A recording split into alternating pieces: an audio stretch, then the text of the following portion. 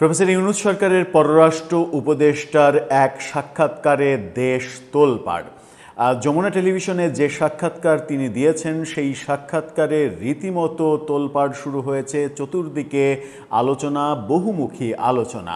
এবং এই ইউনূস সরকারের পররাষ্ট্র উপদেষ্টা তিনি এমনকি এটাও বলেছেন খুব শীঘ্রই আওয়ামী লীগ ফিরবে। প্রফেসর ইউনূসের উপদেষ্টা যখন বলছেন খুব শীঘ্রই আওয়ামী লীগ ফিরবে, এটার সমালোচনা আমরা জুলাই যোদ্ধা যারা নেতৃত্ব দিয়েছে জুলাই আন্দোলনে সামনে থেকে তাদের কোনো প্রতিবাদ দেখছি না।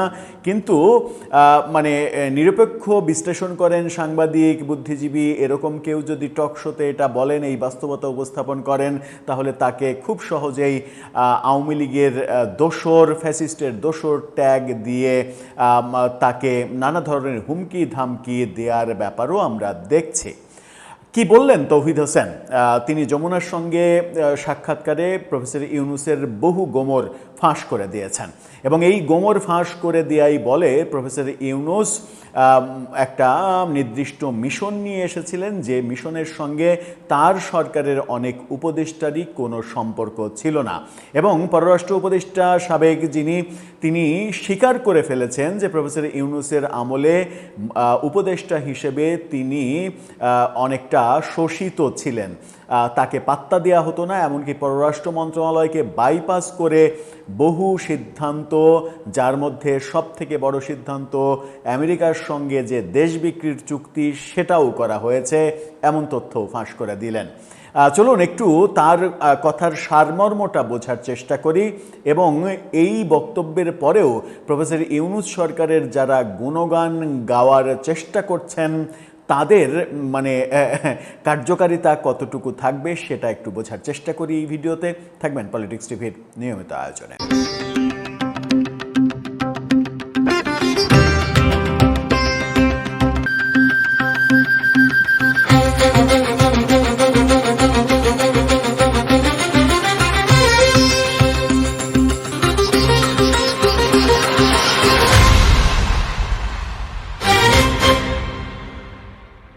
দর্শক, বলছিলাম প্রফেসর ইউনূস সরকারের পররাষ্ট্র উপদেষ্টা তৌহিদ হোসেন, আমরা জানি তিনি পররাষ্ট্র উপদেষ্টা থাকাকালীন সময়ে নানাভাবে তাকে উপেক্ষা করা হয়েছে, তাকে এক ধরনের কি বলবে ওএসডি করে রাখার মতো রাখা হয়েছে।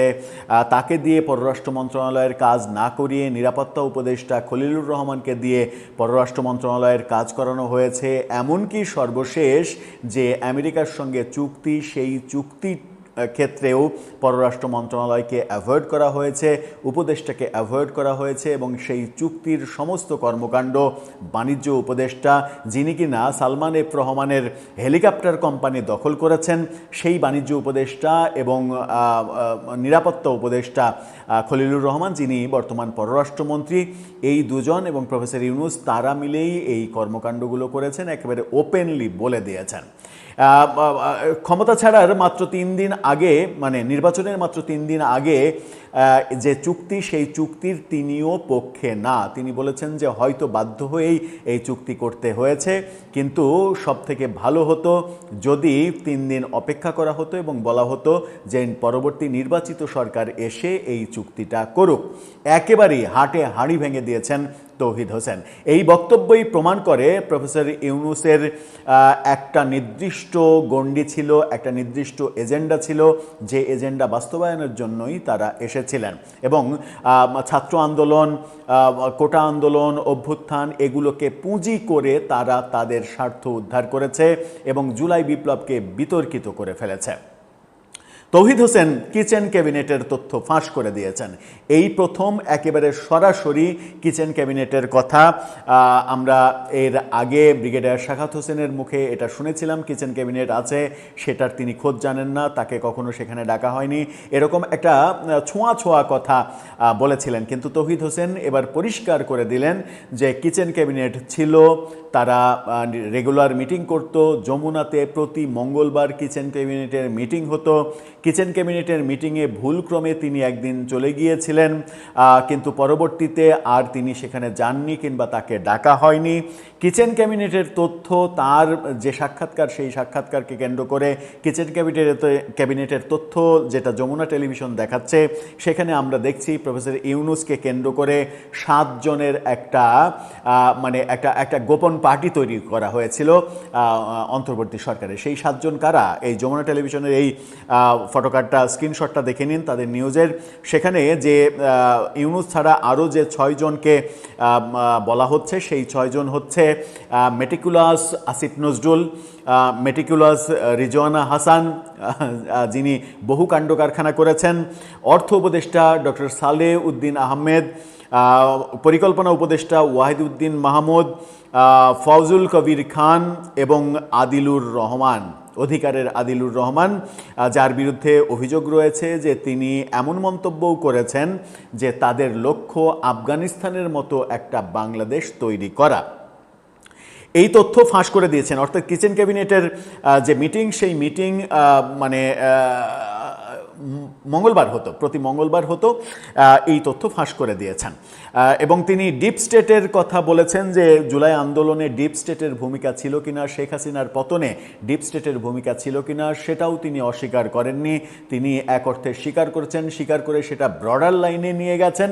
বলেছেন যে পৃথিবীর যে কোনো বড় ছোট ঘটনাতেই ডিপ স্টেটের একটা ভূমিকা থাকে, কিন্তু সেটা কখনো স্রোতের বিপরীতে থাকে না, তারা স্রোতের অনুকূলেই থাকে, অনুকূলে প্রভাব বিস্তার করার চেষ্টা করে। এরপরে যখন ব্যাপারটা তাদের গ্রিপে আসে, তখন তারপরে ব্যাপারটা দখল করে ওইটা ম্যানিপুলেট করার চেষ্টা করে। সুন্দরভাবে ডিপ স্টেটের যে বাস্তবতা, সেটাও স্বীকার করে নিয়েছেন। তিনি যেটা বলেছেন সেটা হচ্ছে যে আওয়ামী লীগকে যে ইউনূস সরকার একাধিকবার ফেরত চেয়েছিল, ভারত কেন উত্তর দিল না? পররাষ্ট্র উপদেষ্টা তো তিনি ছিলেন, ভারত কেন কোনো উত্তর দিচ্ছিল না? কেন ভারত এটাকে পাত্তা দিচ্ছিল না?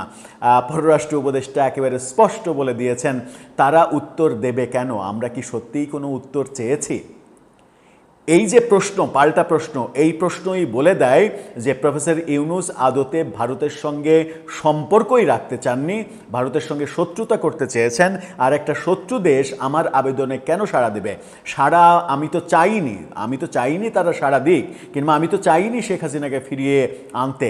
ল্যাঙ্গুয়েজটার অর্থ সেটাই দাঁড়ায়। আরেকটা যেটা গুরুত্বপূর্ণ, যে কথা দিয়ে শুরু করেছিলাম, সেটা হচ্ছে যে আওয়ামী লীগ ফেরার কথা তিনি একেবারে স্পষ্ট বলেছেন। তিনি বলেছেন আওয়ামী লীগ ফিরবে, আওয়ামী লীগ খুব সহসাই ফিরবে এবং আগামী নির্বাচনে আওয়ামী লীগ অংশগ্রহণ করবে। এর মতো খুবই গুরুত্বপূর্ণ পর্যায়ের কেউ, প্রফেসর ইউনূস সরকার কিংবা তাদের ঘনিষ্ঠ সার্কেলের মধ্যে গুরুত্বপূর্ণ কেউ এর আগে এভাবে কখনো নির্দিষ্ট করে আওয়ামী লীগ প্রসঙ্গে কথা বলেননি, যেটা সাবেক এই পররাষ্ট্র উপদেষ্টা তিনি স্পষ্ট করে বলে দিয়েছেন যে আওয়ামী লীগ আগামী নির্বাচনে অংশগ্রহণ করবে এবং খুব শীঘ্রই তারা ফিরবে, এবং এই বাস্তবতা তিনি স্বীকার করে নিয়েছেন। অস্বীকার যারা করে তারা যে আসলে বোকার স্বর্গে বাস করছে, সেইটাও মনে হয় তৌহিদ হোসেনের কথার মাধ্যমে প্রকাশিত হয়ে গেল। এই সাক্ষাৎকারটা যিনি নিয়েছেন, যমুনা টেলিভিশনের সাংবাদিক মাহফুজ মিশু তার সামাজিক যোগাযোগ মাধ্যমে ফেসবুকে এই সাক্ষাৎকারের অন্তত 3টা ছবি সহ একটা পোস্ট করেছেন। সেই পোস্টটা আপনারা দেখে নিন। মাহফুজ মিশু খুবই ট্যালেন্টেড সাংবাদিক। তিনি সাংবাদিকতা মাঠ পর্যায়ে যেমন করেন, কূটনৈতিক সাংবাদিকতা করেন বেশি, আবার টেলিভিশনের বিভিন্ন প্রোগ্রামও উপস্থাপনা করেন। রাজশাহী ইউনিভার্সিটির এই ছাত্র মাহফুজ মিশু, তিনি যেটা লিখেছেন তার পোস্টটা দেখে নিন। সেখানে লিখেছেন যে প্রায় 3.5 মাস পর সাবেক পররাষ্ট্র উপদেষ্টা তৌহিদ হোসেনের সাথে খোলামেলা আলাপ। ঘণ্টাখানেকের সাক্ষাৎকারে উঠে এসেছে প্রয়াত বেগম খালেদা জিয়া, ডক্টর ইয়াজউদ্দিন, ডক্টর ফখরুদ্দিন, শেখ হাসিনা ও ডক্টর ইউনূস 5 জন সরকার প্রধানের সাথে কাজ করার গল্প। বিশেষ করে অন্তর্বর্তী সরকারের সময় পররাষ্ট্র মন্ত্রণালয়ে অন্য উপদেষ্টাদের দাপট, বহুল আলোচিত কিচেন ক্যাবিনেট, ভোটের 3 দিন আগে যুক্তরাষ্ট্রের সঙ্গে বাণিজ্য চুক্তি, ভারতের সাথে সম্পর্কের চূড়ান্ত টানাপোড়েন, এমনকি ডক্টর ইউনূসের জন্য অভিনন্দন বার্তা আনতে কূটনৈতিক প্রচেষ্টা। যে কথাটা বলতে ভুলে গিয়েছে যে প্রফেসর ইউনূসের জন্য পৃথিবীর বিভিন্ন জায়গা থেকে অভিনন্দন বার্তা আনার জন্য সরকারি প্রচেষ্টা করা হয়েছে, অর্থাৎ লবিং করা হয়েছে। মানে মার্কেটিংটা, নিজের মার্কেটিংটা কত দৃঢ়ভাবে প্রফেসর ইউনূস করেছেন সেই তথ্যও তিনি ফাঁস করে দিয়েছেন। এছাড়া বলছেন যে একাধিকবার দায়িত্ব ছাড়ার উদ্যোগ নিয়েছেন তিনি।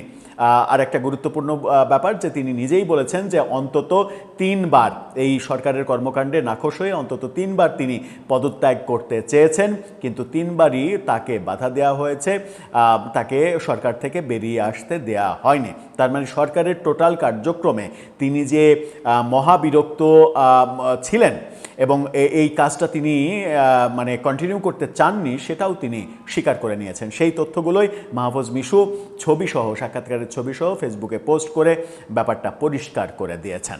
আপনারা কি পরিষ্কার হলেন দর্শক?